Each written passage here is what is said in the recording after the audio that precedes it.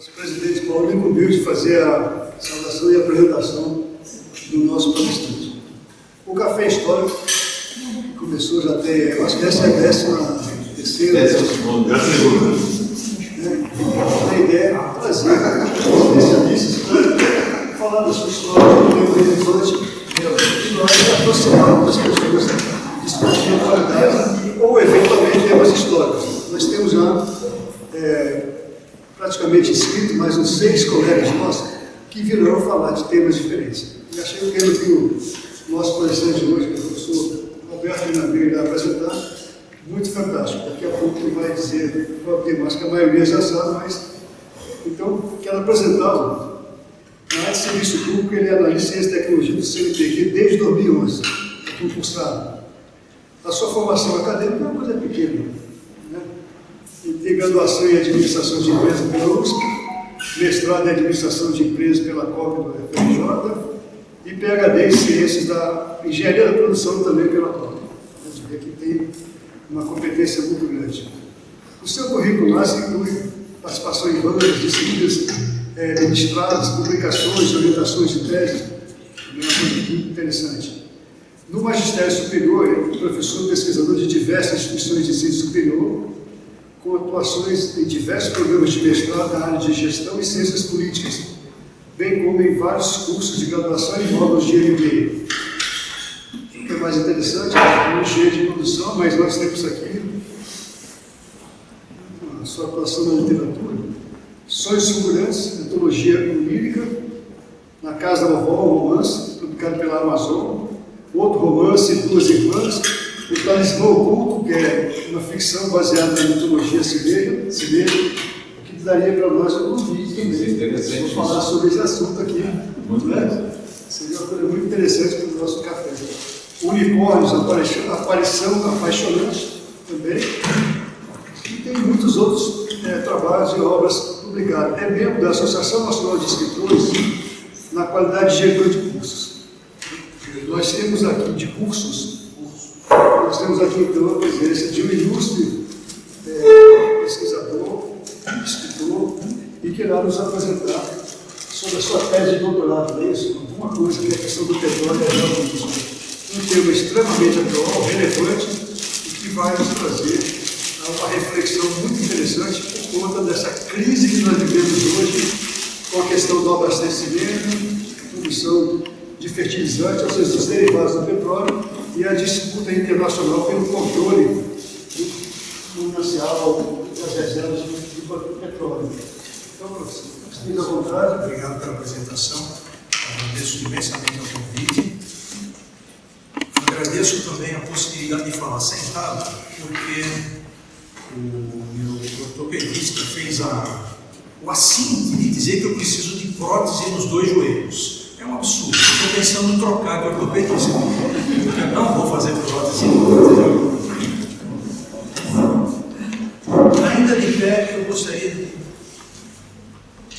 falar da minha enorme alegria de estar aqui. Motivo triplo.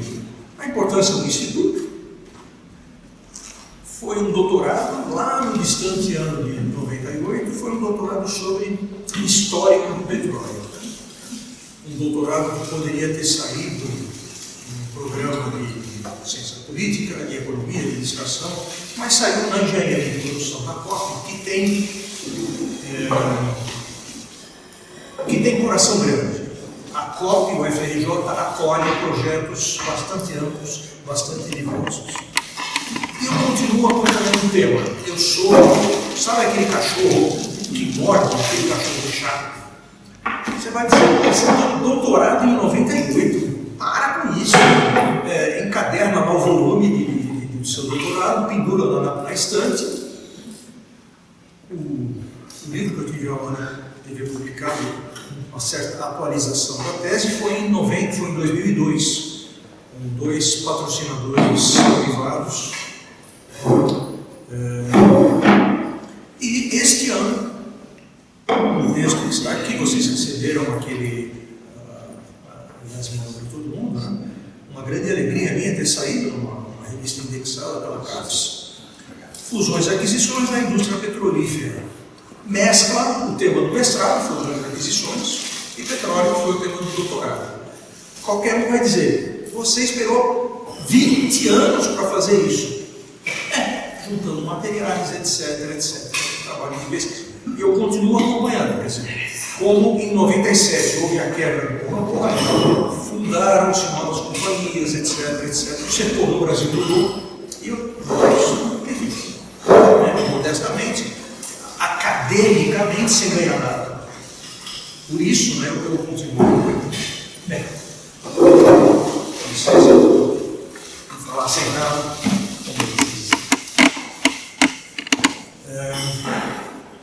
Eu começo falando, eu mandei aqui o índice para todos, né? O tema número 1 é justamente sobre os condicionantes históricos. O professor Roberto, não. esse livro que eu terminei emprestado na mesa do presidente Paulo Castelo Branco, entra em qual contexto? História? E a direita história? Ele é um derivado da tese de doutorado e é fundamentalmente história. O meu doutorado foi histórico do setor, o desenvolvimento do histórico nos principais países produtores e o histórico das principais empresas produtoras. Justamente os condicionantes históricos. A evolução do setor foi marcada pelos fatores históricos. Então, países nos quais a descoberta foi 100% privada, ok. Por que o governo vai intervir? Faltou petróleo? Faltou abastecimento? Não. Curiosamente, nos Estados Unidos, a primeira intervenção foi solicitada pela indústria por um negócio incrível que ninguém vai acreditar. Em 1930, houve a descoberta de um campo leste do Texas, é o nome do campo, um campinho de 5 bilhões de barris na época, quer dizer, um campo grande em qualquer lugar do mundo, em qualquer época, mas naquela época, naquele lugar, e no pior momento da depressão, 5 bilhões de barris, as pessoas estavam literalmente colocando uma sonda do lado da outra, o preço do barril chegou a centavos de dólar. Aí as pessoas, as empresas, pelo amor de Deus, vamos controlar essa bagunça aqui. O governo nem deu muita atenção, o governo não criou uma semelhante à ANP nossa. A Comissão dos Ferrovias do Texas, vai lá e toma conta desses caras que estão brigando, certo? Foi literalmente o que aconteceu. Países que não houve descoberta pelo setor privado, países que começou o consumo a ser muito grande, o abastecimento a ser problemático e um especial motivo histórico, Segunda Guerra, tem que estar na cabeça de todo mundo. Por quê? Imagina, qualquer um viu, a Segunda Guerra foi decidida em cima de um mar de petróleo. Milhares de jipes, aviões, trens, milhares, né? Quer dizer, terminou a Segunda Guerra, ok, quem ganhou, ganhou, quem não ganhou, não ganhou. Os países mais ou menos grandes consumidores e que não tinham produção nenhuma, desculpa, coçaram a cabeça, o que eu vou fazer? Criar as suas estatais. Quer dizer, é até importante essa visão que o Instituto Histórico, essa visão dos condicionantes históricos, para a gente, o movimento que levou à criação da Petrobras não foi isolado. Foi ali junto com as estatais, nascemos junto com as estatais, em França, na Espanha, na Itália, etc. Okay? Aspectos de política pública.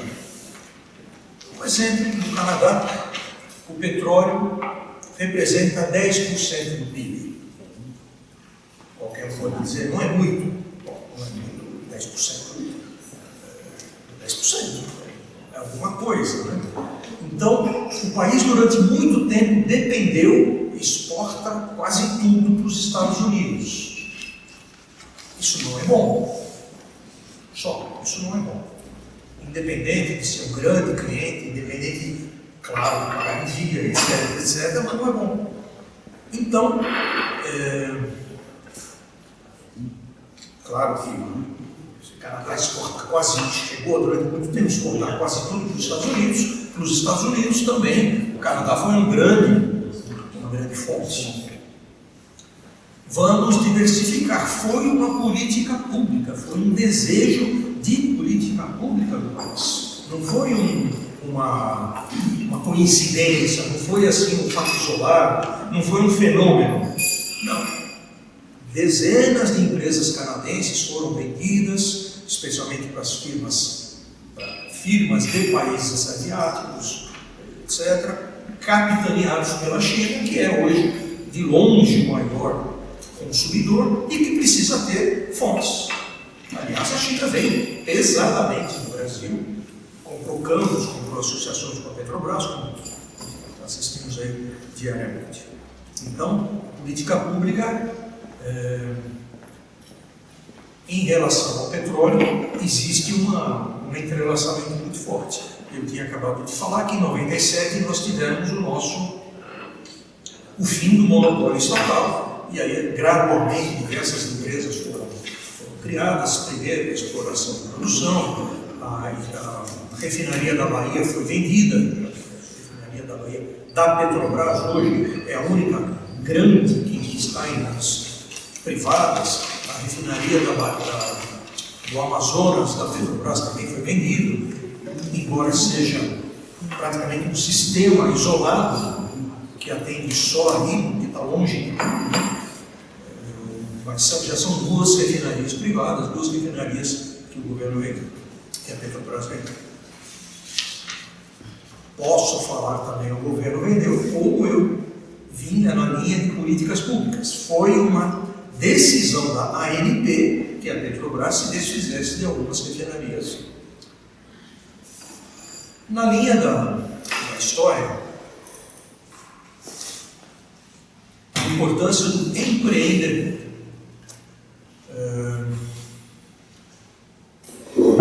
Praticamente se pode dizer que o empreendedor é importante em qualquer empresa, mais ou menos. Eu diria, por exemplo, concessões públicas, uma concessão de telefonia. Uma vez obtida, aspas, a parte técnica vai instalando as telefonias, as antenas do celular, vai fazendo o que tem que fazer. Qual o papel do empreendedor? A obtenção da concessão? Enfim, é um papel definitivamente muito menor do que o papel no petróleo. Isso para mim está claro. Acho que qualquer um aqui com tranquilidade diria isso. No petróleo, criam firmas, fazem associações, reestruturam negócios declinantes, entram e saem de novos setores, investem em novas tecnologias, enfrentam cenários difíceis, descobrem nichos mal atendidos pelas grandes, para criar uma firma só para atender aquilo ali.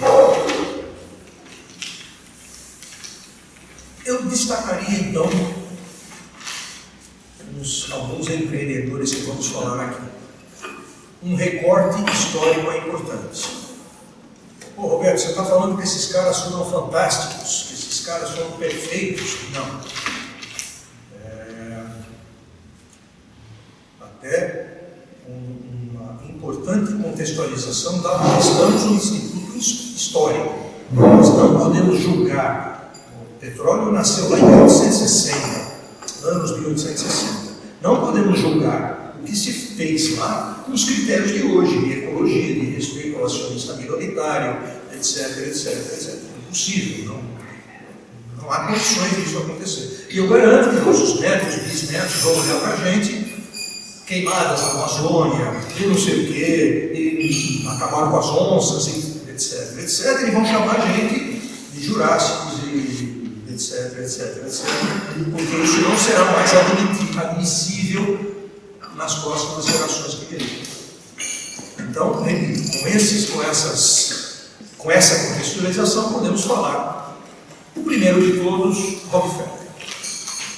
Ele criou a Standard Oil.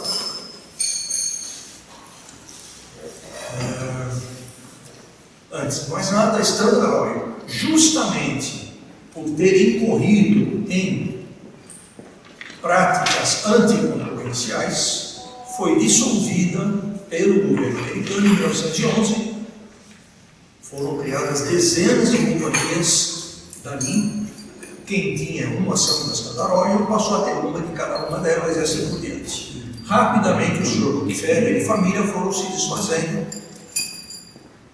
Quando morreu, digamos assim, o balanço do Sr. Rockefeller, em dólares lá na época, na faixa de 550 milhões de dólares para a filantropia e 340 milhões de dólares deixados para a sua família.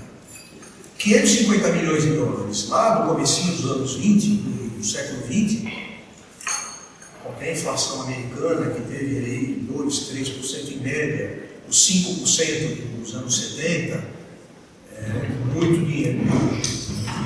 Eu acho que bate a filantropia de hoje do Bill Gates e etc. Por exemplo, 100 milhões de dólares para a Universidade de Chicago, na época, e ele nunca pisou lá. Não quero aqui plaquinha, não quero capela em meu nome, não quero nada. Não sei se depois que ele morreu fizeram para comprar o dinheiro. Essa filantropia, ele, Vanderbilt, JP Morgan, era também uma competição entre eles, né? Eles gostavam de quem conseguia doar mais. Excelente a sua... na rapidez que eu tenho que tratar do tema, praticamente assassinando aqui a coisa, eu estou no fato. O fato histórico nu e cru, e em cima do qual já houve uma análise muito inteligente sua. Concordo 100%. Ok? O que houve de genial? Isso também temos que dizer que a legislação de direito hereditário americana é extremamente, um imposto extremamente alto. Então, os bilionários costumam fazer esses negócios para preservar, criar fundações e dar emprego para os filhos. Então, também a legislação explica essa generosidade. Continuemos. Rockefeller associou-se a outros excelentes empreendedores de forma pioneira. Claro, o cara de lá estava se associando a ele, mas concorrentes dele demoraram a acender a luz. Opa, se eu me associo a ele, em parte eu perco o poder, mas é bom porque eu ganho o conhecimento dele. A empresa dele entra para o grupo Rockefeller trazendo o know-how que ele tem, e eu não vou mandar ele embora, porque eu quero ele justamente pelo know-how que ele tem, e ele fica. Buscou soluções institucionais e financeiras de grande complexidade. Reuniu grande volume de recursos. Então, por exemplo, ele começou lá na exploração e produção. Ok. E o refino? O refino era extremamente amador. Por que ele quis entrar no refino? Por isso. O cara que está comprando óleo de mim está desperdiçando, não está fazendo uso decente, não está sabendo separar bem, tinha muita parafina no óleo que ele produzia, etc, etc. Ele criou soluções técnicas, ele investiu pesado para que as refinarias dele, dos grupos dele, fizessem soluções, contratou engenheiros, etc. Reduziu custos, parece extremamente óbvio, mas o exemplo que eu dei aqui da aspas, explosão no campo leste do Texas, ali ninguém estava preocupado com custos. E quando alguém colocava uma sonda do lado do vizinho, o prejuízo ao campo era absolutamente objetivo. Extração irregular e até danosa ao campo.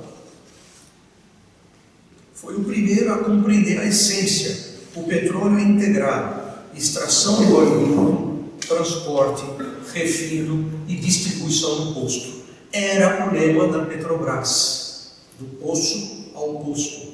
Sabemos que a Petrobras que tem ali hoje nos postos de gasolina, a Petrobras de exploração e produção, que é estatal, não tem nenhuma ação mais. Uma sequer, sabemos, né? Os postos foram privatizados. A Petrobras distribuidora chama-se Vibra, é uma empresa de 100% de controle privado. Ué, desde quando? Desde Porque Pode ser 19 ou 20. Interessante, porque no Petrolão do Lula monopólio de diretoria de distribuição da Petrolão. Não é só Irã, Renan, Na distribuição. Sérgio Machado distribuidor. Eu estive durante a época do doutorado na Petrobras, enfim, não posso falar algumas coisas. Pode, claro, fica à vontade. Depois, não Somos todos ouvidos.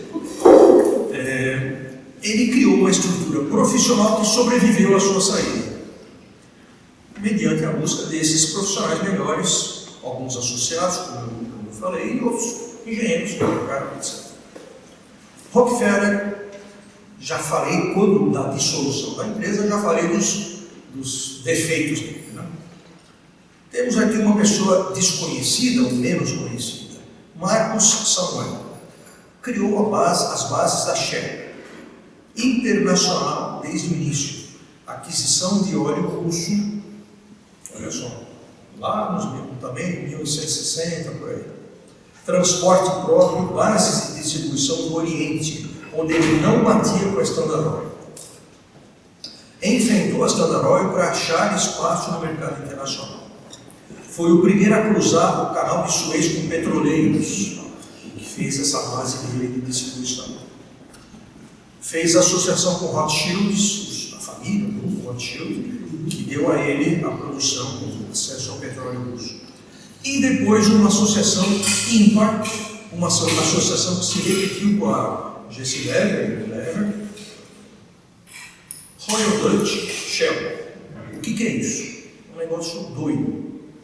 A Royal Dutch tinha produção de óleo, extração de óleo de Sumatra, colônia holandesa, a Royal Dutch da coroa holandesa, estatal. E a Shell tinha isso que eu falei. Vamos casar, vamos juntar. Fizeram esse casamento e ele não temeu ficar minoritário nessa história.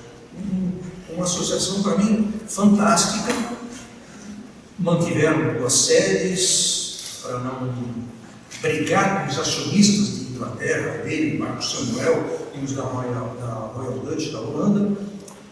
Foi uma solução incrível. Tanto que a Shell, enquanto empresa, esteve sempre um pouquinho acima no que tange a padrões éticos, problemas de todos os tipos que tanto envolveram outras empresas. Porque a Shell nasceu obrigada a negociar mais, nasceu obrigada, lembre-se do padrão histórico como é importante na base de uma empresa desse tamanho. Deixa eu fazer uma pergunta. Você colocou uma coisa extremamente interessante. Cara, se eu pedir um café, eu estou sendo chato? Não, pouco. Depois pode não receber o café. Se não pedir, Talvez se quiser um suco de cevada. também ajuda. Açúcar Ambos. escocês. O café e o suco. Ambos.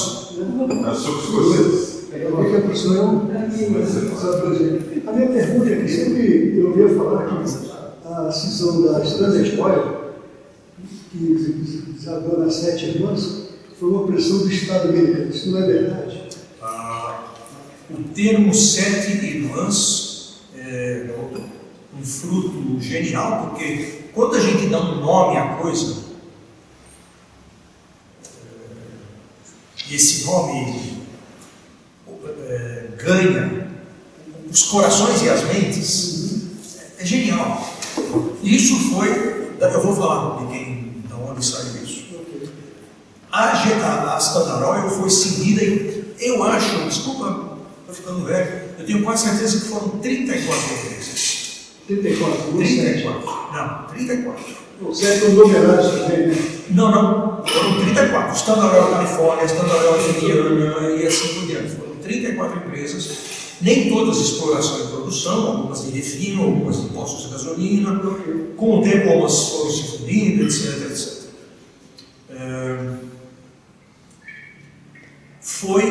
Houve uma campanha de muitos e muitos anos, liderada por uma mulher, que viu a falta de padrões éticos da Standard Oil, certo? E obteve na justiça isso. É como se você fosse na ANP, olha, está acontecendo isso, de determinada empresa e houvesse uma determinada punição, como, por exemplo, cisão ou proibição dela atuar em certo setor. Ok? Foi questão de monopólio. Foi contra o monopólio, porque eles tinham monopólio e o Rockefeller não tinha nenhum escrúpulo de arrebentar qualquer concorrente. Então foi feita uma denúncia no governo do sistema que seria contra os monopólios e ele durante uns bons anos ficou fugindo para não ser citado. Então durante muitos anos... Essa mulher que fez. Ah? Essa denúncia dessa mulher. Mas isso foi o parlamento estadunidense. O parlamento estadunidense a comissão anti-trust. A lei anti-trust é em função do Rockefeller. Por exemplo, posso dar um exemplo que ele era um grande usuário de determinada ferrovia. 90% do tráfego da sua ferrovia sou eu, levando o meu petróleo do Texas para cima, para Chicago. O petróleo dele, você vai cobrar o dobro de mim. E aí, no começo você dizia, não posso fazer isso. Depois você vai dizer, você vai perder eu como cliente. Isso é uma prática anticoncorrencial, para não dizer. Ok? O Marco Samuel criou uma Shell bastante. Por favor, a partição da Standard Oil aumentou em muito o patrimônio do Rockefeller. Porque ele continuou sendo acionista de todas elas. Então ele se tornou muito mais rico com a partição. Você. Não, só fez assim que é. Temos aqui um nome que é sugestivo, Armand Hammer, que as pessoas brincavam com ele, Armand and Hammer. O senhor Armand Hammer entrou tarde no petróleo, mas teve a graça de viver até os 92. Ele basicamente entrou no petróleo com uma concessãozinha chamada Líbia. E na Líbia, ele obteve essa concessão, aliás, com muita... concorrendo e vencendo grandes competidores, com certeza. Teve a descoberta, manteve essa concessão por muito tempo. E eu diria que, em função dessa, eu posso perder o negócio, eu posso perder a minha produção a qualquer momento. Então, eu diria que foi uma espécie de solução que ele encontrou. Ele diversificou, quer dizer, a empresa dele de petróleo Occidental, mas ele tinha carne, sei lá, 100 mil cabeças de gado, ele tinha umas coisinhas, né, por aí, que evidentemente foi a primeira coisa que o sucessor dele na Occidental fez, foi vender e concentrar o petróleo, aumentar as bases dele nos Estados Unidos, etc. Henrico Mattei é o nome. Roberto, Por favor. eu perdi o fio da meada. Nós estamos falando de mais ou menos que década. Tanto desse processo de trust quanto A Shell, a Standard Oil foi dissolvida em 1911. Standard Oil começou em 1865 ou 69. Certo. Não é assim. Marco Samuel criou a Shell em 892. Certo. Occidental, Líbia, anos 50, 60. Ok. Eu acho que com perguntas, não somos em poucos, vocês não vão fazer. O Carlos do Bem foi antes. Está aqui. Está aqui. Foi antes dos anos 50. Está aqui. Henrico Mattei foi um cara que o governo italiano falou, vai lá e acaba com aquele estatal do petróleo que a gente tem. Ele foi lá, saneou a empresa, e a empresa está aí até hoje, o Grupo ADI, com aquele com 6 pernas, eu não saberia definir aquele Grifo, logotipo. chão de grifo. O nome medieval. Perfeito. Foi ele que cunhou o termo 7 irmãs. Basicamente, o que a Itália tinha? Terminou a Segunda Guerra Mundial, o Oriente Médio, com algumas descobertas já havidas e outras apenas um contrato assinado, foi dividido, as empresas americanas, inglesas, etc., francesas, e a Itália ficou de fora. A Itália ficou naturalmente ressentida. A Itália foi o maior cliente europeu da Rússia. Perdeu a guerra. Conotações de ter sido um cliente do óleo russo nos anos 50, 60, nós aqui já podemos imaginar. Há quem diga que o avião que portava Enrico Mattei, que explodiu ao descer, teria sido não um acidente, mas um atentado. Não tenho elementos aqui para elucidar, mas eu duvido que o presidente desta empresa não tivesse o melhor avião da época, e eu duvido que esse avião explodisse assim, espontaneamente. Acho que explosões naturais não ocorrem nesse tipo de coisa. Então, a Eni, comandada por Enrico Mattei, sim, teve um empreendedor, apesar de ser uma empresa estatal, teve um empreendedor que fez grandes descobertas no Oriente Médio. A Eni é uma grande empresa hoje, graças a ele. Aliás, ele foi mandado para fechar a empresa. Então, está aí um empreendedor que não só não fechou, como fez uma grande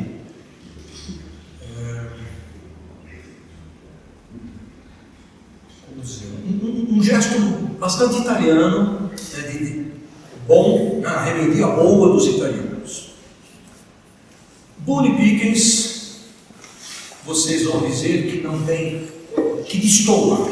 Esse cara não tem nada que fazer aqui. Esse cara, rigorosamente, a empresa dele, pequena, faliu de petróleo. Ok.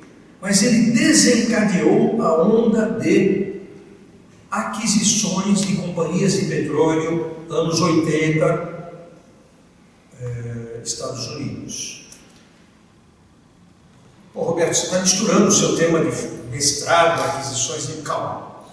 Acontece que se a Dell está complacente, adormecida, resultados fracos, primeiro o resultado das ações dela estão em baixa. Vamos comprar a Dell? O banco dele ali empresta dinheiro, a gente compra a Dell, troca essa estrutura toda, a empresa duplica o valor de mercado, etc, etc, conquista novos clientes, lança novos produtos. Bom para todo mundo, bom para os acionistas, bom para o banco que estava com o dinheiro parado e obtém juros do empréstimo que fez para nós. Então, esse cidadão, Bully Pickens, a compra de uma das 7 irmãs, nada menos a Gulf, foi comprada pela Chevron, a maior aquisição da história do petróleo até esse momento, graças a ele. Então, eu acho que tem o seu papel, diferente dos outros, repito, mas tem o seu papel. Calouste Gulbenkian, armênio, nome não nega, Mr. 5%. Mr. 5%, também alguém poderia dizer, o que esse cara faz aqui? Esse cara não tem nada a ver, esse cara destoa, ele destoa do Rockefeller. Calma. Desde jovem ele se interessou pelo petróleo. Foi atrás de uma excelente formação. Estamos falando lá, anos 1890. Ninguém dizia que quando você investe em uma coisa, vai dar certo. Se eu soubesse que ia dar certo, era mais fácil. Professor Roberto, eu estou aqui impressionado em descobrir que o nosso acadêmico Teodoro Menck, que é especialista em monarquia, império, escreveu um monte de livro de petróleo, né? Muito livro de petróleo. Coisa interessante. Fundamental. Petróleo não é Acho mais. fundamental. Estamos vivenciando. Por que tem pouca gente aqui hoje? errado das aradas. Aí todo mundo vai, peraí. Copa do Mundo costuma ser julho. Por que essa Copa do Mundo está sendo em novembro? Julho faz 50 graus lá. Sim. Deserto, aqui no O deserto. clima lá é. Mesmo hoje, que é o inverno, faz 40 graus. Por isso que os estádios receberam um tratamento especial, enfim, para ficar uma temperatura de apenas 26 graus. A corrida do Bahrein. Por que Múrcia? Alguém sabe quem é o Catar, meu Deus do céu? O Catar tem 300 mil cidadãos nascidos lá, cidadãos do país, e 2 milhões de imigrantes. Como é que um país desse pequeno porte gasta 20 vezes mais do que o Brasil gastou na Copa do Mundo? Petróleo. Então, ele tem, não só tem toda a razão de estudar o setor, vai em frente. Tem o meu apoio. Só que eu sou advogado. Não tem problema. Eu diria que este cidadão, o Belkian, trabalhou durante anos a fio na montagem de grupos de investidores. Quer dizer, ele se sentava com advogados, com certeza. Por quê? Para obter uma concessão, por exemplo, coisa pouca, Iraque. Eu obteve a concessão do Iraque, nada menos. Ele se sentou com o país, ele se sentou com grandes empresas que com certeza tiveram que confiar nele. Senão, não funcionava. Na época era tudo Império Britânico, né? Não era o otomano. Otomano? Ele era súdito do Império Otomano. Ele conseguiu do sultão uma concessãozinha do que era na Mesopotâmia. Foi por isso que ele conseguiu. Ah, é verdade. O Lawrence da Arábia é a Segunda Guerra. Primeira guerra. Thomas Eduardo Lawrence, tenente coronel do exército. Os outros. Foi quando houve Ele era o Império Otomano. E ele conseguiu porque ele era súdito do Império Otomano. Porque a Armênia estava sob o jugo da Portuguesa. Ele ficou com seus 5%, por exemplo, nessa concessão. E hoje, a empresa de hoje, que atua em Oman, que não é um país qualquer, que não é uma pequena empresa de petróleo, ainda a empresa dele tem a Partex, uma empresa portuguesa. Ele se mudou para Portugal. A Partex tem hoje 5% da PDO, que é a concessionária de Oman. Então, eu acho que essa pessoa foi um empreendedor, porque ele articulou interesses diversos, ele articulou pessoas que acreditaram nele para fechar essas concessões, para fechar esses negócios. E não foi ambicioso. Ele quis só 5%. Numa época que ele poderia pedir 30%, 50%, ele queria só 5%. Ele não queria despertar. As empresas fariam tudo, mas ele era o dono da concessão. E ele só queria 5%. Ele nunca quis mais que isso. Excelente. Jean Paul Getty. Jean Paul Getty é que nós acho que vivenciamos um pouquinho Teve um neto que foi sequestrado, vocês lembram? Sim. cortaram a orelha. Não pago. Cortaram a orelha. Não vou pagar, porque se eu pagar o sequestro hoje, amanhã vou pedir da neta, da bisneta, do tataraneto. Não pago, acabou. Nem José de Camargo pagou, ainda mais dele. Nem das. Nem José de Camargo Ah. pagou o sequestro do irmão, cortaram a orelha do irmão dele com faca de serra e ficou preso mesmo. Posso contar o episódio final da vida dele? Vocês vão ficar escandalizados. Meninos, saiam da sala. No finalzinho da vida ele estava conhecidas, eram 5 amantes. Só? Na casa dele, em Londres, não tinha telefone. Se a menina ia lá, tinha com ficha, telefone público, ele puxou lá uma extensão, a menina pegava lá umas fichas e ligava, certo? Bem, o filho da mãe morreu, mas deixou alguma coisa para nós. De 5 a 50 libras. Quem menos recebeu 5 libras, quem mais recebeu 50 libras. E ele criou o Museu Getty, na Califórnia. Ele ficou os 20 últimos anos da vida dele sem pisar nos Estados Unidos. E o Calustre, como é que ele vira aquela fundação lá em Lisboa? Fruto dele. Ele vendeu o petróleo para os nazistas. Então, como ele tinha cidadania, ele estava com a cidadania francesa. Então, como vendeu e ele vendeu o lado errado, ele sempre decidiu e Portugal tinha sido neutro. E como ele deixou um agradecimento a Portugal ter acolhido.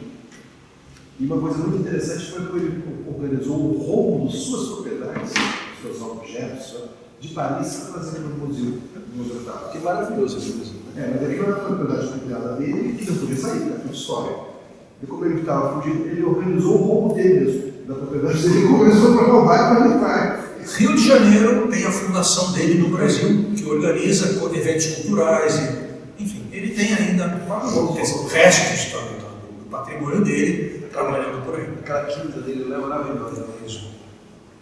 Jean Paul Getty nunca investiu em petróleo. Digo, nunca gastou dinheiro para concessões. Ele já era sucessor de uma filhinha do pai. Mineirinho comendo pelas beiradas, apareceu a oportunidade. O que é a zona neutra? Entre a Arábia Saudita, um momento ali geográfico mal definido entre a Arábia Saudita e o Kuwait. Existe a zona neutra da Arábia Saudita e a zona neutra do Kuwait. Ele investiu na zona neutra do Kuwait, mas colocou assim algo que os oponentes dele acharam muito. 2 milhões de dólares, algo assim, mais um percentual por barril extraído. O pessoal olhou para a cara dele e falou: o que você... É absurdo. Não precisa dizer mais nada. Né? A empresa dele, quando ele morreu, foi vendida também na faixa dos anos 80, na faixa dos 5 bilhões de dólares. Acho que hoje cai um zerinho mais. Ele foi pioneiro em tratar cada poço de petróleo como um centro de custos, como uma empresa independente. Permaneceu no comando direto das empresas até a morte, o que dava grande agilidade na tomada de decisões, enquanto que os maiores grupos, a gente conhece isso em qualquer negócio. Um grupo gigantesco que tem diretor para o Brasil, diretor para o produto A, diretor para o produto B, a cadeia de comando perde, o próprio interesse fica difuso. As grandes empresas que se tornaram complacentes e que Bonnie Pickens entrou no assunto e permitindo, deflagrando o processo de compra delas, foi por causa disso. Quer dizer, Jean Paul Getty não. Ele foi o cão de guarda da empresa dele até a morte. A sucessão foi um caos. Eu acho que a venda foi rápida. A venda da Getty Petroleum foi a morte da Texaco. Porque a Getty Petroleum tinha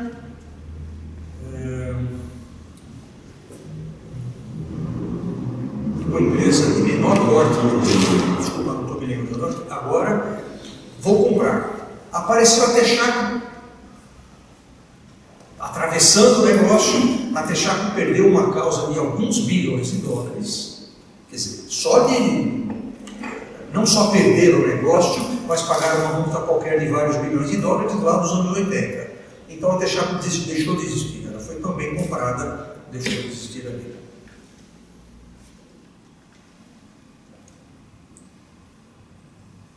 Pennzoil era a empresa que tinha. Estou eu comprando com você aqui, combinando, aí chega o bilionário aqui, atravessando, peraí, nós temos aqui nossas tratativas registradas, começadas, não é assim, não é do nada que você chega, atrapalha 2 conselhos de administração de empresas de capital aberto. Né? Então foi esse o motivo da morte, literalmente, da Texaco. Internacionalização. As companhias logo compreenderam a necessidade de atuar em todo o mundo. O que adianta eu ter produção de 1 milhão de barris dia na Arábia Saudita, se não tiver refino em algum lugar do mundo, de 1 milhão de barris dia, e se não tiver postos de gasolina vendendo 1 milhão de barris dia. Na minha concepção, uma empresa que tira 2,5 milhões a 3 milhões de barris dia do chão, refina uma parte disso, 2 milhões de barris dia, e vende tudo para refinaria, para óleo, postos de gasolina de terceiros. Não, ninguém sabe quem é essa empresa, ou quem poderia ser, ela está desbalanceada. Ela está desbalanceada. Houve até tentativas de internacionalização, né, dessa suposta companhia latino-americana que eu estou citando, mas infelizmente não progrediu. A Standard Oil demorou a conceder atenção internacional. Por quê? Ela era muito grande nos Estados Unidos. Então, Estados Unidos é o nosso negócio. O que eu vou pensar em países A, B ou C? Não interessa. Exportava a Europa e o Oriente, claro, quando ela já tinha produção, era uma das maiores produtoras de óleo bruto desde o início, ela já exportava, sem dúvida. É sempre aquela visão de mercado interno americano que marca a vida americana até hoje. Com certeza. Em algum momento procurou ter produção de óleo bruto no Oriente, mas esbarrou nas colônias britânicas, que evidentemente defendiam ali os interesses de Shell. Quer dizer, a gente não pensa que o jogo nacionalista é apenas contra terceiro mundo ou... Não. O jogo nacionalista sempre foi pesado e tocante à geopolítica do petróleo. Até porque a Inglaterra não tem fonte interna. Então a Inglaterra precisava do Oriente Médio. E quem fez isso foi a guerra quando ela fez quando os navios ingleses a carvão eram muito mais lentos que os navios alemães a petróleo. Ali Churchill torna inviável perder o Oriente Médio. Ali começa o imperialismo britânico, para que você falou do Lawrence Arabia. Por isso, nesse momento é importante, essa transição do carvão para o petróleo foi a guerra. E foi o alemão começar a voltar e o alemão se matar. E a marinha alemã começar a desafiar o Brasil. A luta da África do Norte é defender o Egito a qualquer custo para não deixar ninguém lá para o Oriente Médio. Nesse momento de Churchill, a decisão de Churchill de colocar óleo no lugar de carvão na frota britânica, que sempre foi um motivo importante para o Império Britânico, e a transição. O que havia?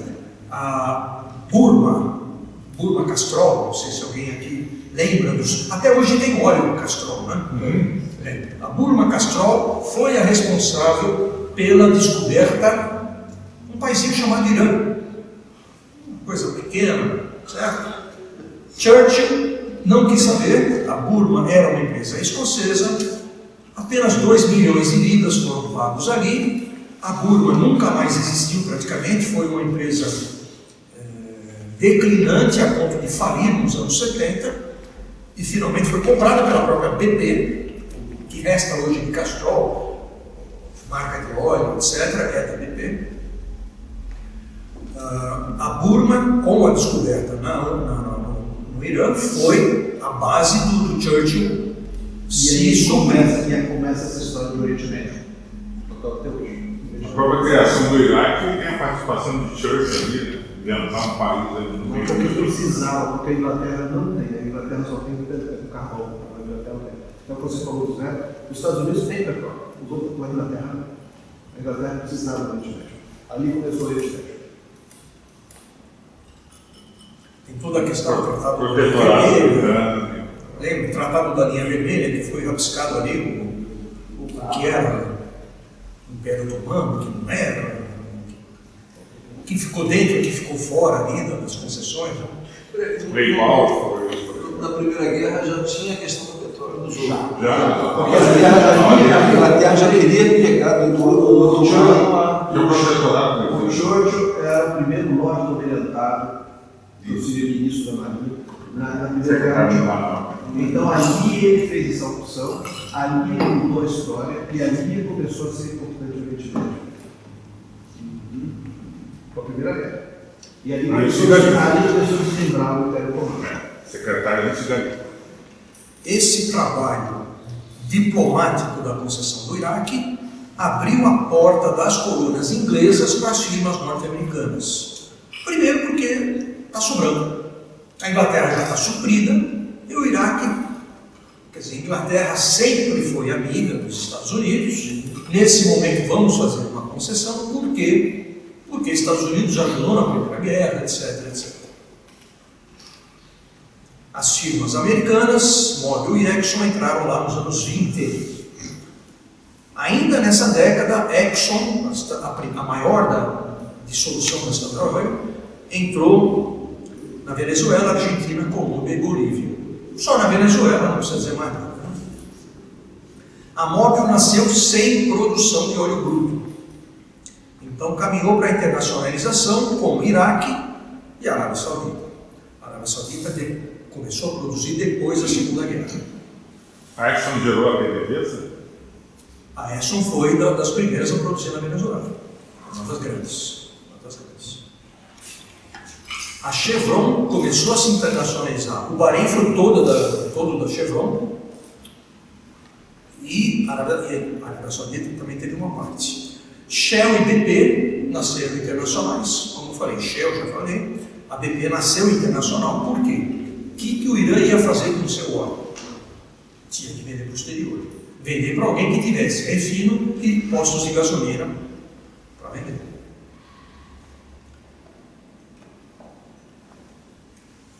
As estatais europeias nasceram para buscar óleo no exterior, porque já tinham vasculhado, não tinha nada na França, Itália, Espanha, nada que merecesse pequena produção aqui no óleo. Só terminando aqui, Shell e BP ingressaram nos Estados Unidos logo que puderam. Importante também para marcar presença nos principais mercados mundiais. Pessoal, a gente pode dizer que os países do Oriente Médio, Oriente Próximo e Médio, então eles tinham uma vocação de apenas exportar por refino externo. Nasceram assim. Com o tempo surgiram quadros, engenheiros, técnicos. Com o tempo as concessões ficaram maduras e caíram nas companhias deles. Hoje a Aramco, que financia toda a Fórmula 1, você vê a Aramco, Aston Martin, você vê a Aramco em todos os circuitos. A Aramco é uma empresa de 2,5 a 3 trilhões de dólares na bolsa. Regula com a Apple, a depender do humor dos chips e smartphones ou petróleo. A Aramco hoje tem tudo. Lá na Arábia Saudita se refina, tem talvez a maior petroquímica do mundo, etc, etc. A Aramco foi para o exterior e tem refinarias e postos de gasolina. Quando a Texaco desapareceu, a Aramco foi uma das primeiras a comprar coisas com a marca Texaco nos Estados Unidos. Se você vê Texaco hoje lá, não é a velha Texaco de 1912. Já no final dos anos 40, algumas independentes norte-americanas, independentes eu estou falando pequenas, fora das 7 irmãs, mas empresas que puderam, por exemplo, fazer um consórcio para pegar a zona neutra da Arábia Saudita, um consórcio Aminoil. Enfim, várias americanas já começaram a se dirigir ao exterior. Depois veio a internacionalização das estatais dos produtores. Eu citei aqui da Arábia Saudita, teve também Venezuela, Kuwait, com ativos no exterior. A Venezuela tem a Citgo nos Estados Unidos. Em momento algum se falou em cortar as asinhas da Citgo. Hoje Citgo está lá nos Estados Unidos com refino e postos de gasolina. É a velha sucessora de uma das pioneiras, City Service, também provavelmente centenária ou até mais. Agora, empresas chinesas, japonesas, coreanas, malaias, tailandesas buscam em várias partes do mundo para buscar, para garantir o seu suprimento. Por exemplo, está na Mercedes a Petronas, que é a estatal malaia, aquele edifício duplo, as duas torres gêmeas da Malásia, Cartão postal, né? cartão postal do país, e sede da estatal do petróleo deles. Integração. O negócio do petróleo tem maiores possibilidades de crescimento quando é integrado. Produção, transporte, refino e distribuição, rumo ao consumidor final. Companhias não integradas só faz a extração de petróleo. O petróleo, em 1972, ficou de $2 o barril para 12. Ficou assim até 79, quando teve a segunda crise, pulos de 39 e $50 o barril. A Arábia Saudita ficou como fiel da balança. Todo mundo produzindo, todo mundo faturando, para evitar inundar o petróleo saudita, eu diminuo e sinto o bolso diminuir. Quer saber? Em 86 eles liberaram. E o petróleo caiu a 12. Os 12 de 86, com a inflação, não era muita coisa a mais do que lá o de 72. Uma empresa meramente produtora em 86 sentiu um chute na boca do estômago, no pior, certo? Foi duro. Então as empresas integradas têm maior facilidade de lidar com essas flutuações. Teve muito mais flutuações. Claro, o ano de 2008 foi ideal, o preço do petróleo chegou a 140, mas caiu logo depois. Está flutuando agora nesses últimos anos.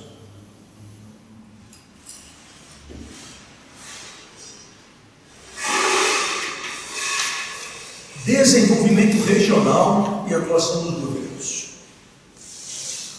O desenvolvimento do setor do petróleo trouxe inúmeros investimentos na infraestrutura dos países produtores, beneficiando toda a população. Então, por exemplo, uma descoberta lá no interior de Venezuela exige estradas, telefonia, eletricidade, hospitais, escolas, tudo isso foi feito pelas concessionárias. Só na Venezuela, só até 48, as companhias de petróleo tinham feito 700 milhas de estradas. A famosa frase, não fizeram mais do que a obrigação, eu diria que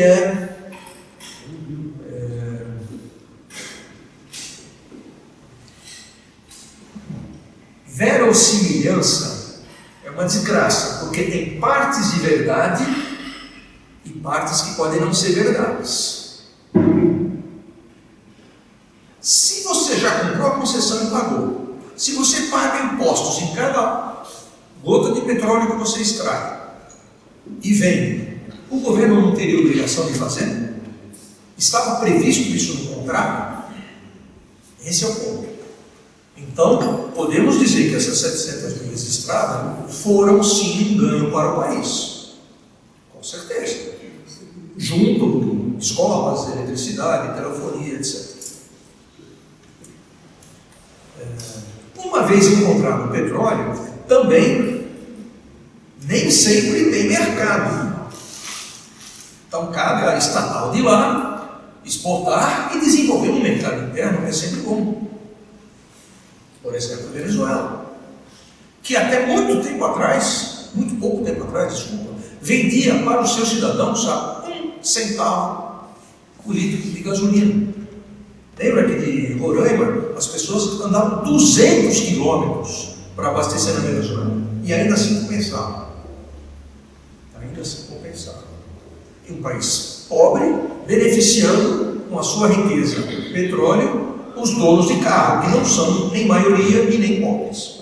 E muitas vezes a banheira, que é aquele carro que consome, faz apenas 4, 5 quilômetros por litro de gasolina. Só título de curiosidade, lá no Rio Grande isso acontecia também.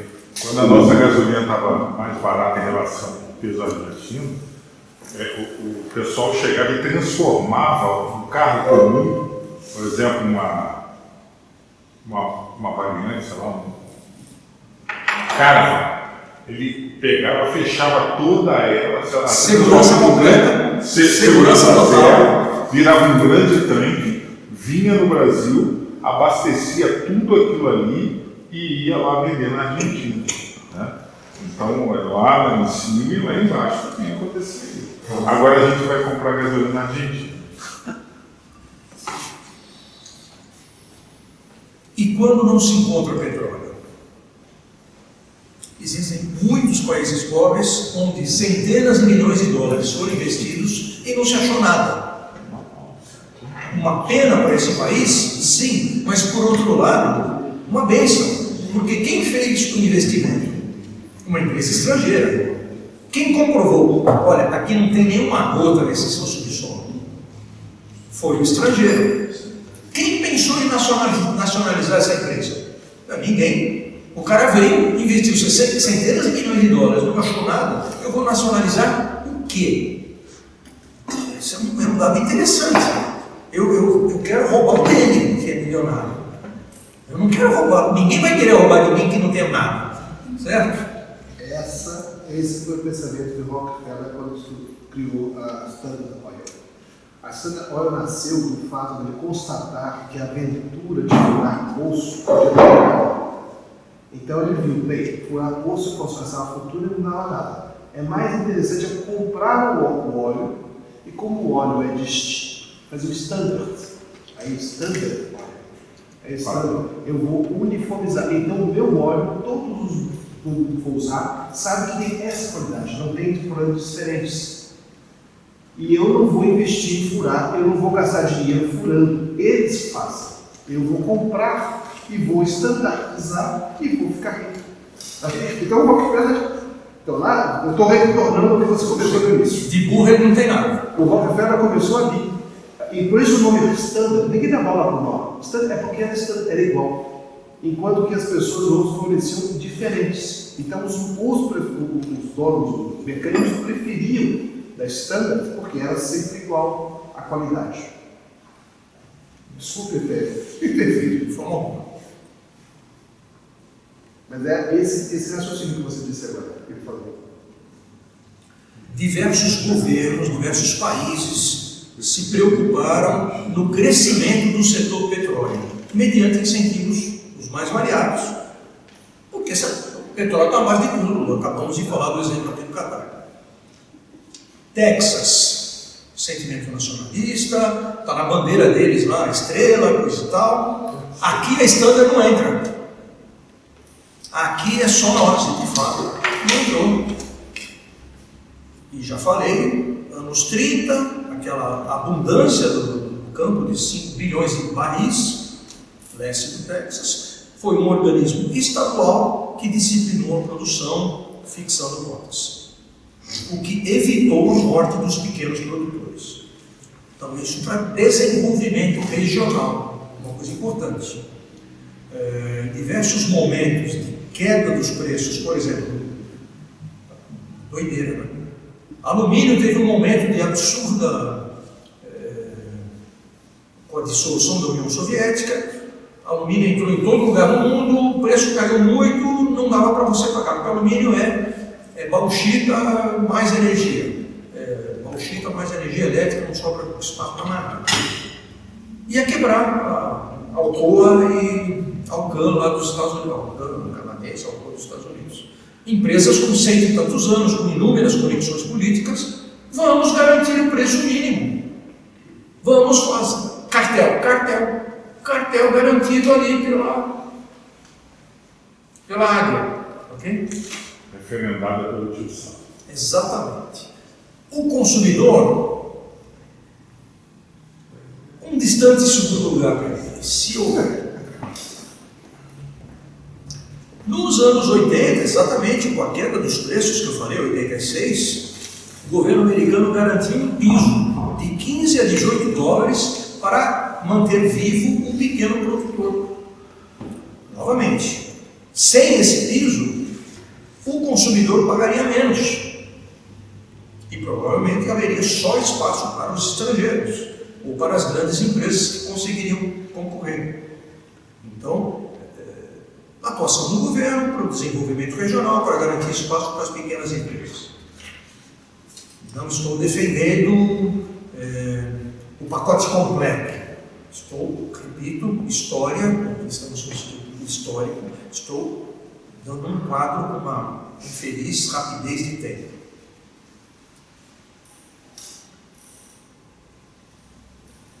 Como já citei aqui, lá atrás, quer dizer, os grandes países produtores, pelo fato da queda das concessões, pelo tempo, eles já foram se preparando, daqui a 10 anos vai acabar a concessão do grupo A, B e C, dos consórcios que exploram aqui, então já vou formando meus quadros e vai criar Aramco, etc., enfim, empresas cujo controle é dos países produtores. No início não detinham know-how nem capitais, aos poucos, no início dessas indústrias, a indústria do petróleo na Arábia Saudita, não havia nem capital saudita, nem know-how saudita, mas com o tempo surgiu e hoje, com certeza, a maior empresa de petróleo do mundo, porque está em cima de 264 bilhões de barris em reservas. Um detalhezinho que faz toda a diferença. Associações. Se nós estamos falando de história, as associações foram marcantes. Esta aqui que eu já citei, da Royal Dutch com a Shell, onde o senhor Marcos Samuel não teve problema em ficar minoritário, assim, para aplaudir de pé. Tivemos no Brasil um exemplo recente e marcante. Banco Itaú se fundiu ao Unibanco. Todo mundo vai dizer, bom, o Unibanco era o terceiro banco, Itaú era o segundo. Segundo, terceiro, no mínimo, o Itaú era maior. O pessoal falou, não vamos gastar um centavo na avaliação. Eu não quero saber. Eu quero ser já o maior do mundo, o maior do Brasil. Eu quero ser já um grande player lá fora. 50% das ordinárias vai ser do Unibanco. Metade do controle. Metade dos votos. Desculpa. Qualquer um de nós, se fosse dono do Unibanco, do Itaú, ia dizer, de jeito nenhum, para com isso. Eu estou dormindo com o inimigo praticamente. 50% de olho fechado e 100% das preferenciais para o Itaú. O Itaú cresceu de uma forma estrondosa depois disso. Foi uma associação que eu diria, se não basearam aqui, na Royal Dutch Shell, é exatamente cópia, é Ctrl-C, Ctrl-V. Seguros do Grupo Itaú sempre foram claudicantes. E seguros sempre foi uma coisa forte do Bradesco. Quer saber? Pega os nossos seguros. Vamos casar com o Porto Seguro, uma das líderes. Eles vão ficar majoritários, não tem problema nenhum. Ótimo, somos maiores porque somos melhores. Óbvio, eu quero casar com quem? A menina bilionária que eu estou de olho. Só, certo? Não vou casar. Óbvio, não seria o certo. Brincadeiras à parte, o Itaú cresceu imensamente depois disso. Foi uma associação aqui, ó. Ctrl-C, Ctrl-V nessa daqui. E o portfólio de oferecimentos da Porto Seguro em matéria de coberturas é fantástico. Tem um plano quase individualizado. Você tem seguro do carro que te dá ao longo do ano 4 coisas na sua casa. Quebrou lá, entupiu a pia. Você liga, o cara vem de graça e desentope a pia no domingo de Natal, no dia de Natal.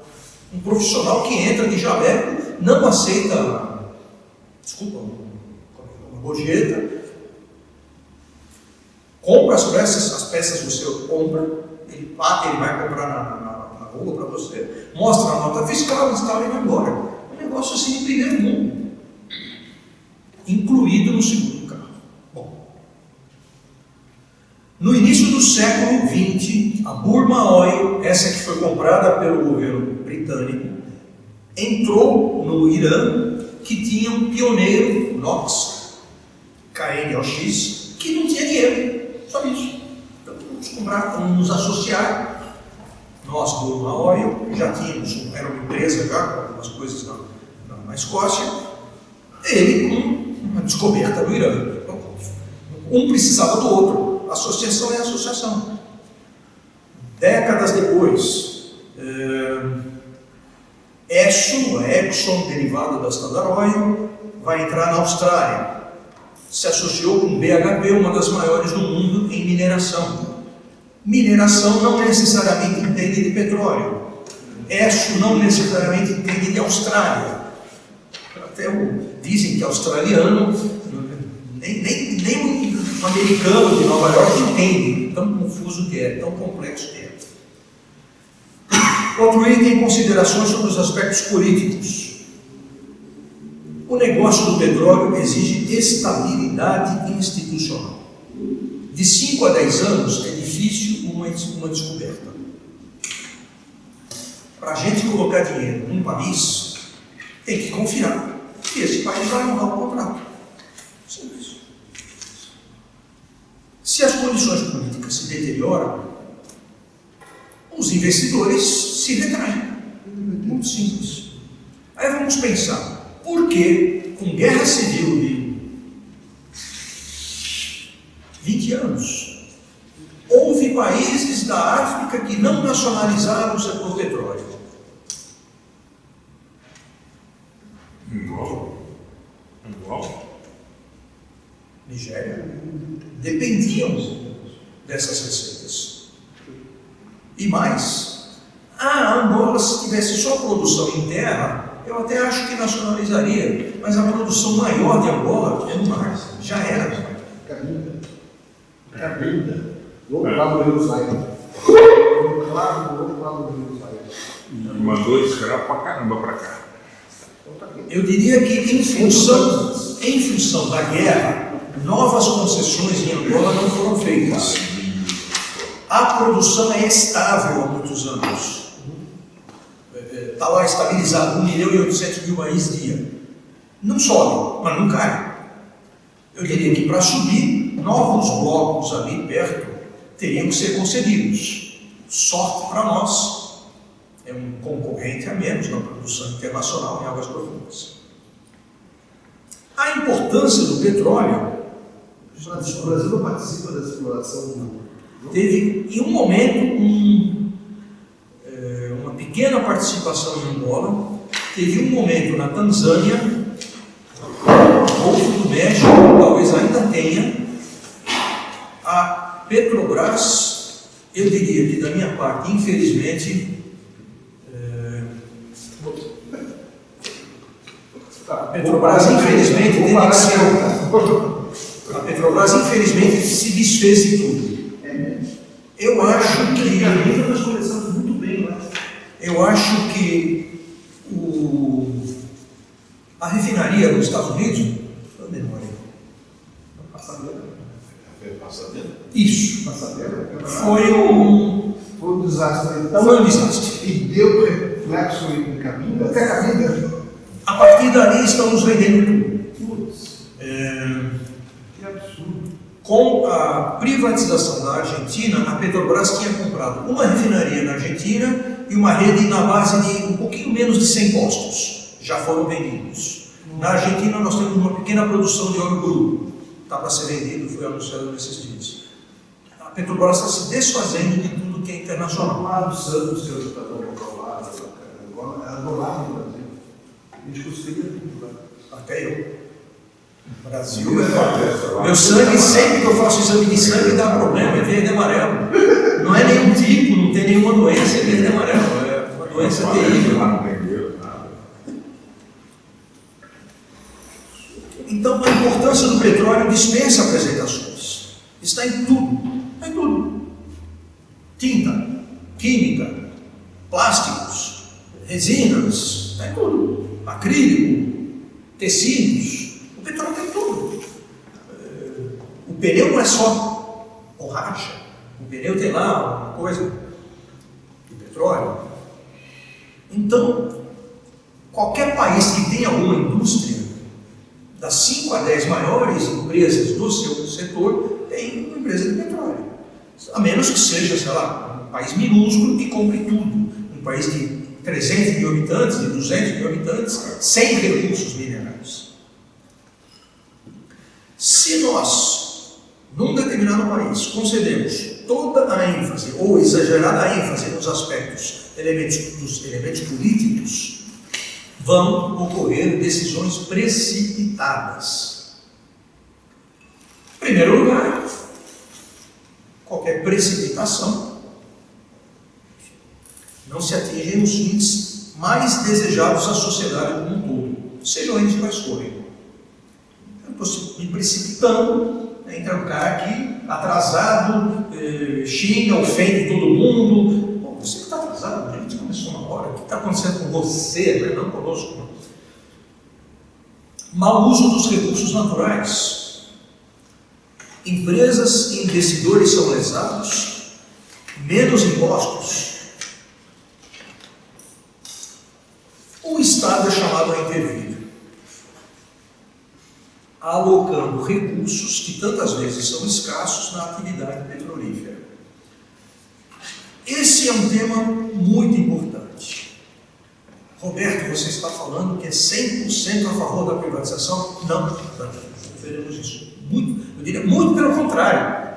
Eu já falei que a Petrobras hoje está carente de refinar tudo que produz, impostos para... e atividade internacional, sim. 3 coisas que estão faltando, 3 coisas que ela está carente, dentro das quais ela está carente. Já falei isso aqui. Em países que produzem grande escala, como Petrobras, não vejo lógica nenhuma em privatização. Ponto. Quem privatizou? França, Itália, Espanha. O que eles produziam no próprio país? Nada. Importante. Por que foram privatizadas essas empresas nascidas com a racional da Segunda Guerra Mundial? Aqui estamos no cerne da geopolítica. Aqui estamos no cerne, no coração. Aqui é uma frase de $1 milhão. Vocês lembram da Guerra do Golfo? Os negócios verdinhos pulando de lá para cá, tal. Era o Pedro Bial que estava lá no meio do fogo. Fala lá, isso aqui é na minha cabeça, aqui, os negócios verdinhos, coisa e tal. O que aconteceu na Guerra do Golfo? 150 mil soldados iraquianos morreram instantaneamente.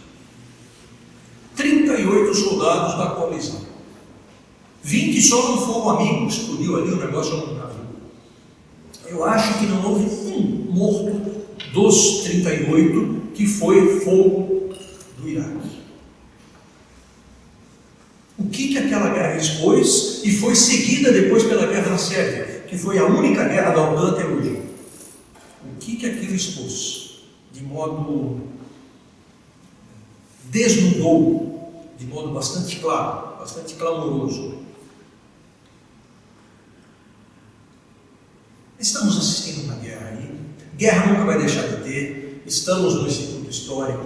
Sabemos que era uma desgraça. Guerras, desde que a gente se entende por gente. Guerras no Afeganistão, Irã, Iraque, África, Primeira Guerra, Segunda Guerra, Coreia, Vietnã. Enfim, todo mundo aqui está cantando. Oriente Médio. Todo mundo aqui está cansado delas, certo? Não acredito. Ninguém aqui vai ver o mundo sem guerras. Só que essas 2 guerras em concreto, Sérvia, instantaneamente, mísseis acabaram com as pontes na capital, acabaram com o fornecimento de água, eletricidade, aí você chega em casa, vou ter que subir 20 andares e vou continuar apoiando o cidadão lá. Acabou aqui o grau. Iraque. Aqueles mísseis inteligentes em cima de cada um dos tanques, infelizmente, produzidos pela Ingesa e assim por diante. Acabou ali o poder iraquiano. Quanto petróleo se gastou nessas 2 guerras? Nada. Nada, nada. Um único petroleiro teria sido suficiente. Aí a Inglaterra, eu vou ser dono da BP? Para quê? França, eu vou ser dono de Total e Elf? Para quê?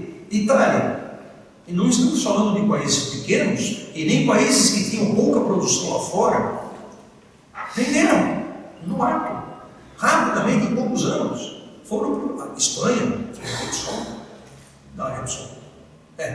Repsol. Todas foram privatizadas. Só quero falar um detalhe, outra coisa, história médica. Foi feito um estudo nos Estados Unidos sobre a questão da guerra do Golfo, sobre a Primeira Guerra, sobre a questão das armas dos soldados americanos. E dos soldados americanos, boa parte dos participaram da batalha tinha disparado 0 balas. As pessoas ficam desesperadas quando vão para a guerra. Então, quando vão para a guerra, eles não disparam. Eles ficam lá escondidos querendo não morrer. Então, essa história do quantidade de mortos, provavelmente o dono lá também é isso. São as bombas, não sei como é, a pessoa não dando tiro, as pessoas têm muito medo de... E na prática, eu diria, a infantaria, o papel da infantaria clássica, o papel da infantaria morreu. Aí eu pergunto, por que a guerra que está acontecendo hoje na Ucrânia, você falou antes de mim, porque a guerra, lá o cidadão mandou tanque. Será que ele não sabe o que eu estou falando? Ele sabe. Ele tem medo de atirar. Ele sabe. Mas se ele julga que a Ucrânia é parte da Rússia, eu vou mandar bala em cima dos meus cidadãos? Eu acho que aquilo ali é um certo teatro porque ele quer aquela faixinha. É minha visão daquela geopolítica. Posso estar em erro. Mas a invasão da Hungria, a invasão de tanques, a invasão da Tchecoslováquia, a invasão de tanques, a invasão do Afeganistão, a invasão de tanques.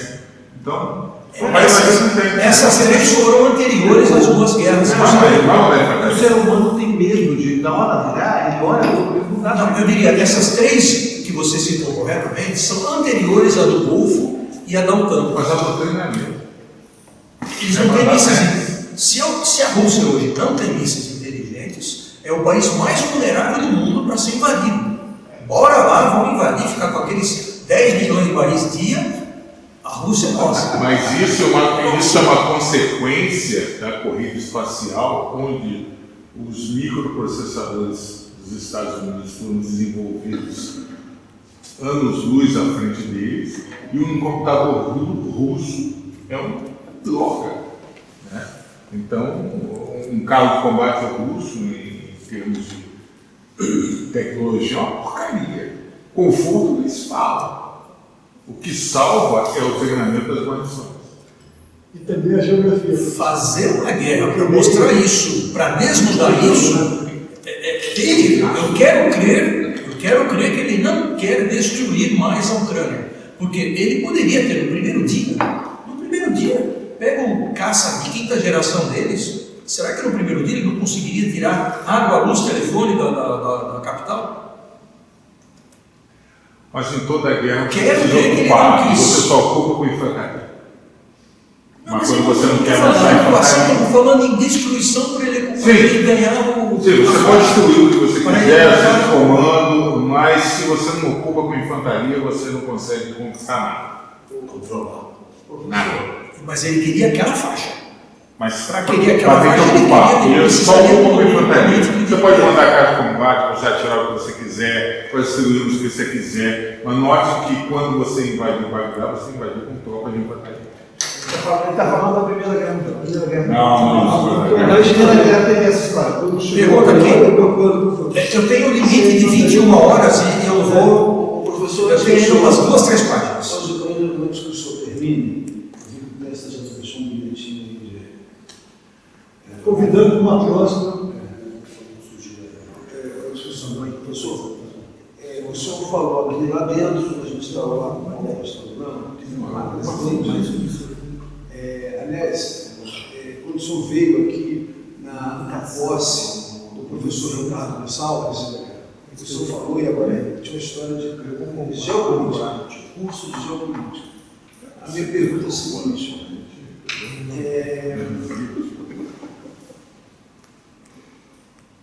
Tentar compreender o momento geopolítico global, essa guerra da Ucrânia, a ascensão da China. Não pode repetir, não. Perante, ou seja, o petróleo perante essa nova geopolítica global. Fundamental. É uma pergunta que eu faço. Na minha concepção,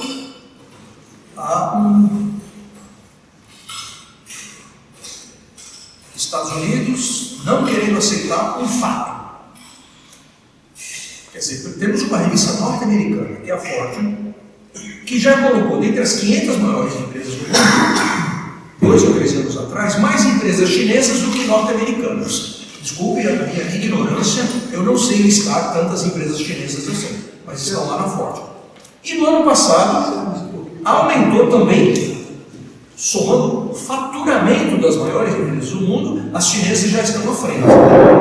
Depois, se a gente for pegar PIB, o que é o PIB? Produto Interno Bruto. Estados Unidos é maior.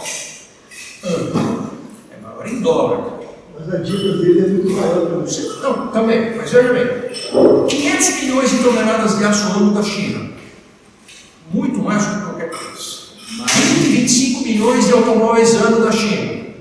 Muito mais do que qualquer país. Alimentos para 1,5 bilhão de chineses. Não é possível, nem que seja um prato de arroz bate Estados Unidos. E assim por diante. O PIB a produto, a preços de paridade, dito por artigos norte-americanos da Foreign Affairs, já é maior do que o americano.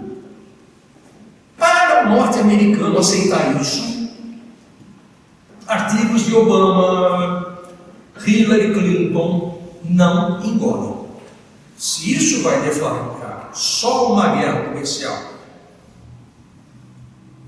não queremos Hawaii, o Canadá, que é país amigo, prende a dona da Hawaii lá, a diretora da Hawaii, com uma acusação mais falsa mais falsa do que Judas, mas para mim tem geopolítica no meio. Diz que a Hillary e o Obama são democratas, não vamos nem pro republicano. Mas há nesse ponto é o único que democratas e republicanos fecham. Quem começou todas as últimas guerras foram os democratas. Sim. Os republicanos nunca são os papão, mas não começam a guerra. Agora, outra coisa é que essa transferência de poder ao longo da história do Ocidente nunca foi seguida. Estou precisando matar aqui. Mil desculpas. Ok? Mas nós somos mais ou menos. A importância do petróleo. Segunda guerra, criaram-se as estatais. Veio a guerra do Golfo, você tem que ter poder na base dos mísseis inteligentes, aviões não sensíveis a radar, etc, etc. Mudou a lógica. Pode vender essas estatais que não valem nada. E o petróleo é uma commodity. O preço varia conforme a oferta e demanda. Ou seja, ninguém pensa que a França vai ficar desabastecida. Essa foi uma lógica que norteou a venda de Total e Elf, que depois a menor, que era a Total, acabou comprando a maior, que era a Elf. E por que o senhor acha que a Petrobras estatal é estratégica? Deixa eu chegar lá, está aqui não. Quem vai conduzir? Nacionalizações. Em todo lugar do mundo, as estrangeiras foram maltratadas, levaram coices dos mais diversos tipos. Motivos a levar em conta: a velha corrupção. Corrupção, alguém pode dizer. O pérfido corruptor da empresa poderosa. Sim, mas se não houvesse um pérfido agente público recebendo dinheiro indevidamente, as duas vontades se unem, senão uma não encontraria o que fazer com a outra, né? Infelizmente, as duas coisas andam juntas. Lógica do traficante e do usuário. Exatamente. Atraso social, rixas, dissensões internas, poderes dos organismos governamentais colocados para favorecer ou prejudicar certos grupos. Tivemos uma refinaria nacional criada antes da Petrobras, cujo empreendedor disse: eu fui perseguido não por concorrentes, mas pelo presidente do Banco do Brasil, que não tinha nada a ver com a história, não sei quem estava pagando ele, quem era o amigo dele, ele foi o meu maior perseguidor. Palavras dele, não estou lá nos anos 30, 40. Depois, para que foi criada a Petrobras? Todos sabemos, a campanha "O petróleo é nosso", coisa e tal. Houve uma chamada pública para a criação de 3 refinarias. A Petrobras as comprou. Por quê? Ela percebeu, antes de eu achar o petróleo bruto, eu vou fazer dinheiro aonde? Refinando o petróleo estrangeiro e vendendo nos meus postos, para fazer caixa para achar o petróleo, que ela fez brilhantemente. Só que o monopólio não foi criado para isso. Houve pessoas que se sentiram lesadas, eventualmente. Má aplicação das receitas do petróleo de governos não preocupados com questões sociais. Eu citei aqui a gasolina literalmente de $1 da Venezuela, durante décadas, inclusive anos depois de Chávez, talvez até de Maduro. Anos depois, só recentemente que se mexeu nisso. Então, essas receitas consideráveis de royalties do petróleo não beneficiaram camadas consideráveis da população.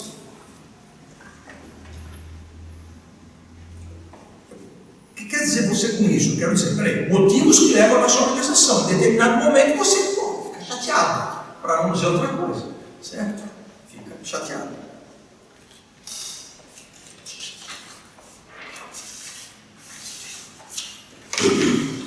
Países com muitas reservas de petróleo, vários podemos citar, têm pouca vida como país independente, com instituições, com quadros dirigentes nacionais.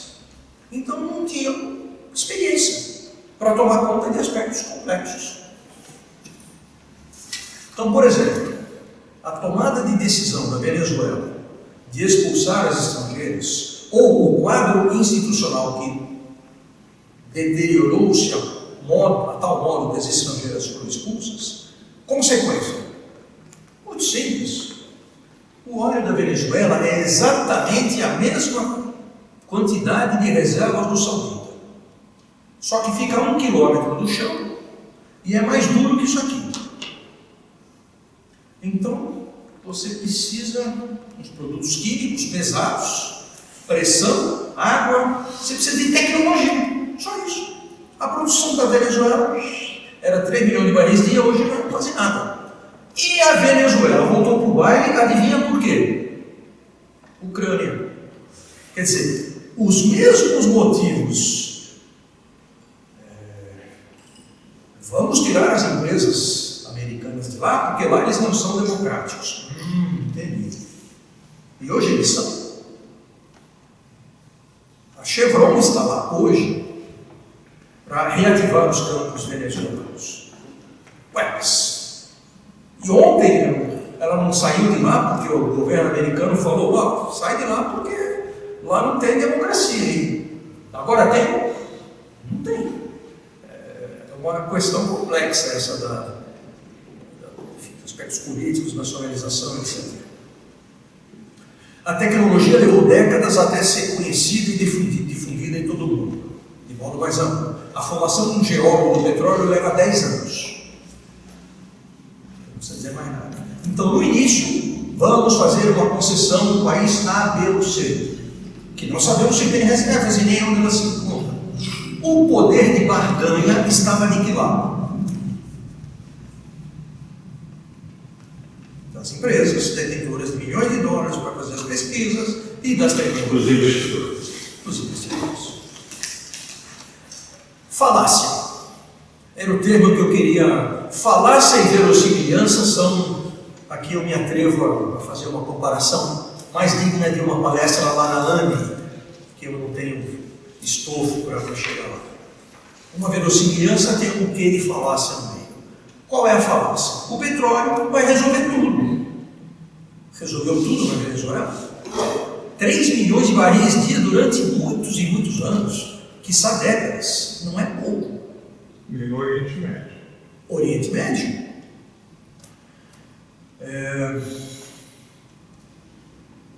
Países do Oriente Médio que tem corrida de camelo.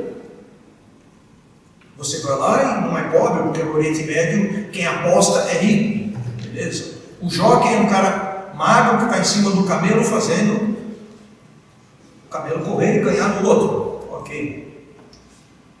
Era difícil demais contratar alguém e pagar um jockey. Eles gostam de escravos, das Filipinas para isso. O estoque hoje de escravos no mundo é maior, eu estou no Instituto Histórico e Geográfico, é maior do que todos os 150 anos de número de escravos que foram levados da África para a América, Europa e Ásia. Dados da ONU de 2013. Mais do que 27,8 milhões de escravos. Quer dizer, se a ONU fala em 27,8 milhões de escravos, tem um caixa 2. Tem um caixa 2. Tem um país, por exemplo, próximo a nós, Mauritânia, que aboliu a escravidão em 2008, sem nenhuma sanção. Então você tem lá meia dúzia de escravos, aboliu, né?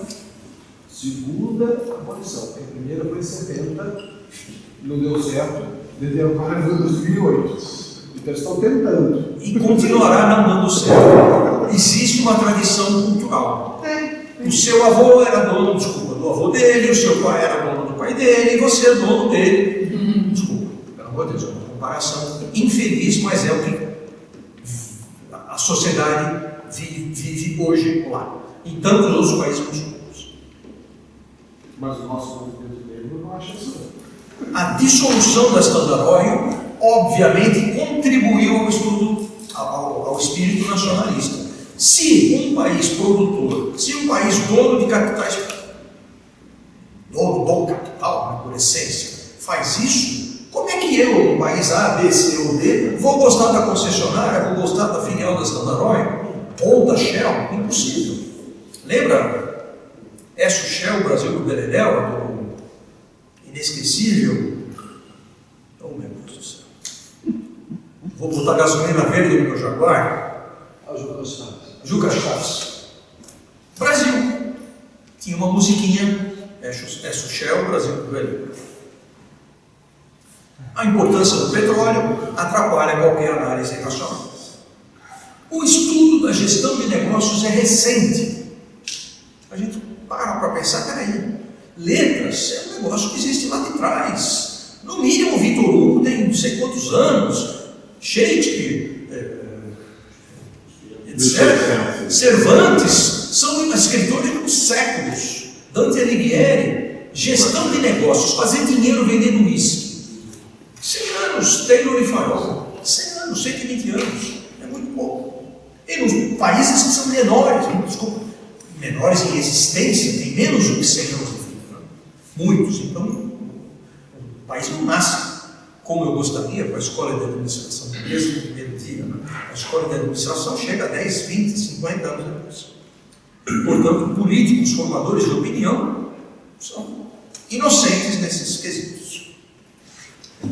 Notícias positivas importantes, avanços tecnológicos. O álcool no Brasil, motivo de orgulho, maior programa do mundo de substituição de combustíveis fósseis. Começou lá em 75, hoje são 400 milhões de toneladas de cana ano. A usina do sul goiano já produzia álcool para motores a álcool na década de 40.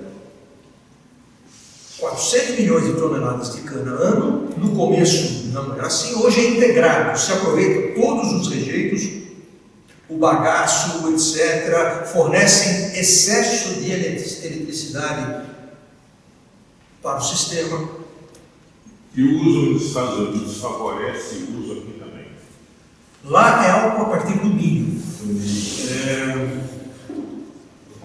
Como veio uma revolução gigantesca do campo, o drone vai lá, detecta que esta semente aqui tem uma formiguinha, desculpa, não é formiga, é um bicho qualquer que precisa lança lá um tipo veneninho para combater aquele negócio, ou nutriente para combater, para fortalecer a semente que está do lado. Sim. Em um único ano, essas e outras ferramentas da tal revolução, a agricultura 4.0, em um único ano, Estados Unidos cresceu 30% a sua produção agrícola. Então, o álcool deles a partir do milho é um negócio absurdo. Passou a ser absurdo. Estamos agora com algum álcool a partir do milho. Na minha concepção, a China é um grande importador, um país que precisa de comida para muita coisa, e está chegando a hora do milho. Eu não faria muito isso, na minha concepção. Eu deixaria álcool a partir da cana, mas são estudos que precisam ser feitos com mais detalhe. Eu estou com um pouco atraso chegando lá.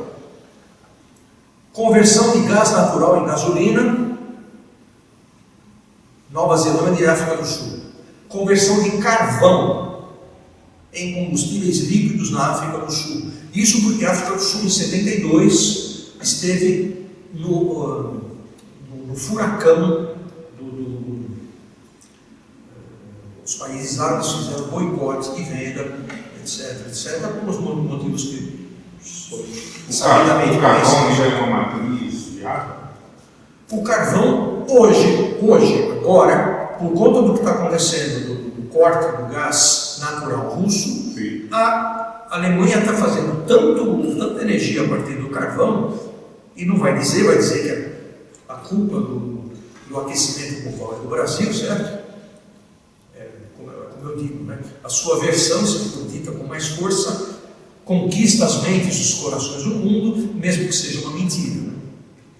Enrico Mattei, como um bom italiano do meu sangue, fez uma verdade, certo? Fecha. Para mim, o carvão deveria estar com os dias contados, mas eu acho que isso não vai acontecer. Até pelos elementos de hoje, você vai enfrentar o inverno na Europa de que jeito? Mas é carvão mineral ou vegetal? Lá é mineral. Mineral, só Lembrando, é vegetal? Mas agora eu estou desmatando as florestas. Quando acabar o sindicato dos mineiros ingleses, a gente pode ter uma Vegetal. Aqui nós temos carvão feito a partir de eucalipto. Por exemplo, siderúrgicas que rodam assim. Eu não gosto dessa lógica. Eu acho que um país como o nosso não tem sentido você ter milhares de pés de eucalipto todo ano cortados para fazer carvão para abastecer uma siderúrgica. Eu acho que você tem outras fontes de energia mais viáveis no país do nosso tamanho. Produção de óleo sintético no Canadá. O Canadá é, digamos, aquilo que eu falei do óleo da Venezuela, no Canadá é pior ainda. Imagina uma montanha gigantesca, é um asfalto praticamente, é um asfalto, mas misturado no meio de muita terra. Então lá você tem uma máquina maior que esse prédio, que remove milhares de toneladas por hora, joga numa caldeira maior também que esse prédio, separa uma coisa da outra, produz um óleo de qualidade melhor que o da Arábia Saudita, e que é vendido já estamos falando de pelo menos 2 milhões de barris dia. Alteração do quadro institucional. Último item meu.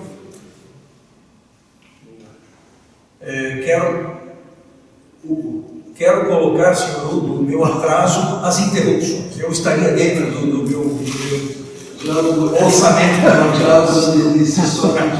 Por isso que foi tão boa a palestra. Quebra do monopólio estatal em vários países, Brasil, Polônia, Romênia, Hungria, República Tcheca, alguns. Privatização, já citei vários. Repúblicas independentes da ex-URSS buscaram tecnologias, parceiros ocidentais para desenvolver seus recursos, maior de todos o Cazaquistão. Japão, a gente tem pouco conhecimento de lá. Para ter uma ideia, aqui nós temos a Gol, que foi uma revolução do transporte aéreo, onde você entra num site compra a passagem sem a intermediação da velha agência, compra até o seu assento. E poucos anos depois da Gol, faliram 3 companhias aéreas tradicionais que a gente conhecia, certo? Muito bem. O Japão levou 10 anos para ter uma coisa semelhante à Gol. O Japão tem a ferrovia, você vai de trem, Tóquio, Osaka por $200. Só nesses 10 anos depois da Gol que eles têm uma Gol deles lá fazendo a passagem aérea por $100. Então a gente não tem noção também de como é a abertura ou não do Japão, certo? Então, uma importante quebra institucional do Japão foi liberar as distribuidoras. Sim, você pode agora comprar o seu óleo na Rússia, na França, nos Estados Unidos, na estatal da França. Brasil, você está livre. Demorou muito tempo para isso acontecer. Desregulamentação do setor da energia elétrica, que levou a muitas fusões. Muitas empresas se enxergam agora não só como petróleo, só petróleo e eletricidade vendidas num pacote só. E o grande benchmark para mim, para a Petrobras, que é a Noruega. Por quê? A Noruega são poucos países, são poucos habitantes, uma imensa produção, recursos muito bem geridos que hoje, fundo soberano, modestos $1 trilhão, 2% de Apple, 2% de Microsoft, 3% de não sei o quê. A Noruega não vai mais investir na Vale. A Vale tremeu. A Vale se mexeu de forma muito maior do que o governo não fez nada de cartão amarelo quando teve Brumadinho. A Noruega dizer que não vai mais investir na Vale foi sério. $1 trilhão oriundos do petróleo. Eram 3 empresas que produziam, uma privada, 2 estatais, se fundiram na atual Equinor estatal. Na faixa 2-3 milhões de barris dia, entre produção no ar e em vários países do mundo, inclusive no Brasil, onde a Equinor é um grande player. Pergunta-se, por que Noruega deveria privatizar o seu setor? Sabendo que o petróleo pode subir de preço, mas o petróleo vai acabar daqui a 30 anos, todo mundo vai aderir e já que vai acabar daqui a 30 anos, o preço dele vai subir, vai descer até lá. Subir. E por que eu vou privatizar? E se eu tenho um fundo soberano de $1 trilhão, será que daqui a 20, 30 anos, quando o petróleo supostamente acabar, esse fundo não pode ser de 2, 3 trilhões e garantir muito boa aposentadoria de todos os cidadãos? Então, na minha concepção, guardadas as diferenças, porque não somos um país com uma população pequena, mas guardadas as diferenças, a gente poderia estar nesse benchmark que é a Noruega. Eu acho que eu estou encerrando aqui. Agradeço muito a atenção.